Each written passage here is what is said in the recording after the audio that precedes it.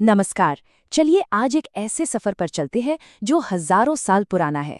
एक ऐसी दुनिया की कल्पना कीजिए जहां बिखरे हुए छोटे छोटे कबीलों से धीरे धीरे विशाल साम्राज्य खड़े हो गए और ऐसे ऐसे विचार पैदा हुए जो आज भी हमारी दुनिया को शक्ल देते हैं। तो चलिए मेरे साथ प्राचीन भारत के इतिहास की गहराइयों में। लेकिन सबसे पहले एक सवाल मन में जरूर आता होगा, भाई हम उस जमाने के बारे में जानते कैसे हैं जब कोई कैमरा नहीं था, कोई रिकॉर्डिंग नहीं थी, तो फिर इतिहासकारों ने इस पूरी पहेली को सुलझाया कैसे?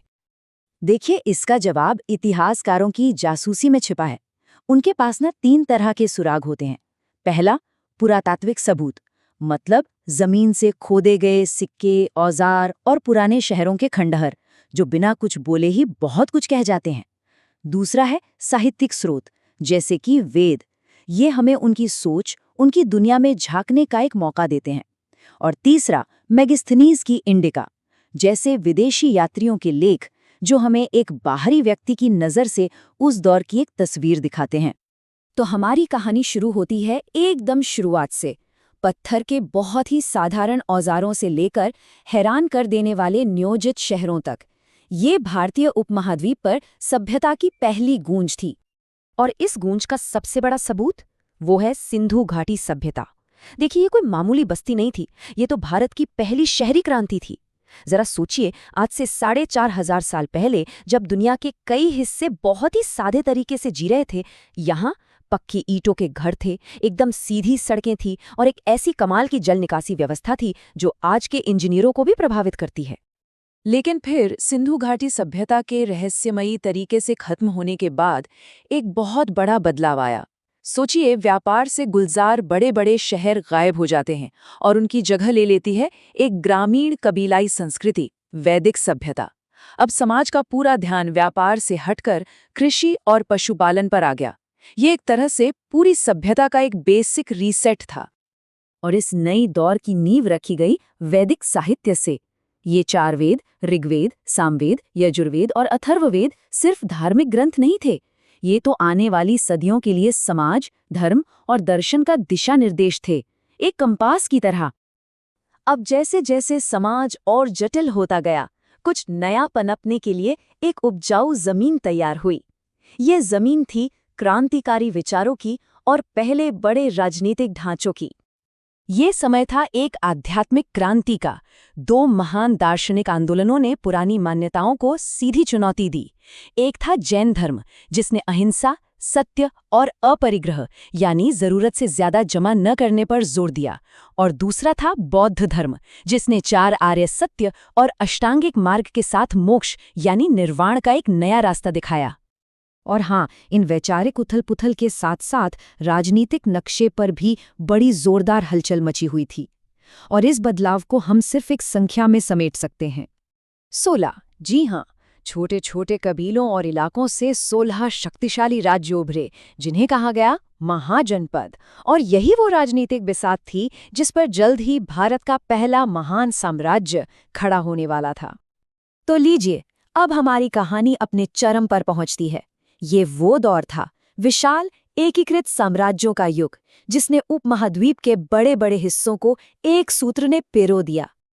और इस युग की शुरुआत की मौर्य राजवंश ने। चंद्रगुप्त मौर्य ने चाणक्य जैसे ब्रिलियंट रणनीतिकार के साथ मिलकर इस साम्राज्य की नींव रखी। उनके बेटे बिंदुसार ने इसका और विस्तार किया और फिर उनके पोते महान सम्राट अशोक इसे इसकी बुलंदियों पर ले गए। लेकिन अशोक का शासन एक दर्दनाक घटना से हमेशा हमेशा के लिए बदल गया। वो था कलिंग का युद्ध। उस जंग की भयंकर क्रूरता ने उन्हें अंदर तक ऐसा झकझोरा कि उन्होंने युद्ध के जयघोष यानी भेरी घोष को हमेशा के लिए त्याग दिया और उसकी जगह धम्म घोष यानी शांति और नैतिकता की पुकार को अपने जीवन का मिशन बना लिया। ये एक ऐसा फैसला था जिसे उन्होंने आने वाली पीढ़ियों के लिए पत्थरों पर खुदवा दिया। मौर्यों के पतन के बाद भारत ने एक और शानदार युग में कदम रखा, गुप्त साम्राज्य। इसे अक्सर भारत का स्वर्ण युग या गोल्डन एज कहा जाता है और इसकी एक बहुत बड़ी वजह थी। ये विज्ञान, कला और साहित्य में ज्ञान के अविश्वसनीय विस्फोट का समय था। और इस स्वर्ण युग का सबसे चमकता प्रतीक क्या था? वो थे चंद्रगुप्त द्वितीय के दरबार के नवरत्न। जरा कल्पना कीजिए, एक ऐसे कमरे की जहां कालिदास जैसे कवि, वराहमिहिर जैसे खगोल शास्त्री और धन्वंतरी जैसे चिकित्सक एक साथ बैठे हों। ये तो प्राचीन दुनिया का एक असली थिंक टैंक था और उस दौर की बौद्धिक समृद्धि का जीता जागता प्रमाण। तो सवाल ये है कि इस पूरे प्राचीन काल ने दुनिया को आखिर विरासत में दिया क्या? और यकीन मानिए, इसकी देन सिर्फ भारत तक ही सीमित नहीं थी। इस युग की विरासत तो पूरी दुनिया के लिए एक तोहफा थी।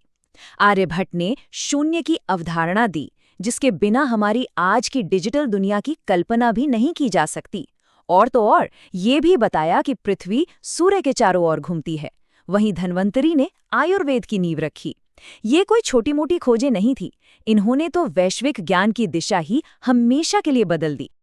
और ये विरासत सिर्फ विज्ञान तक ही सीमित नहीं थी। कालिदास का नाटक अभिज्ञान शाकुंतलम पहली भारतीय रचना थी जिसका किसी यूरोपीय भाषा में अनुवाद हुआ।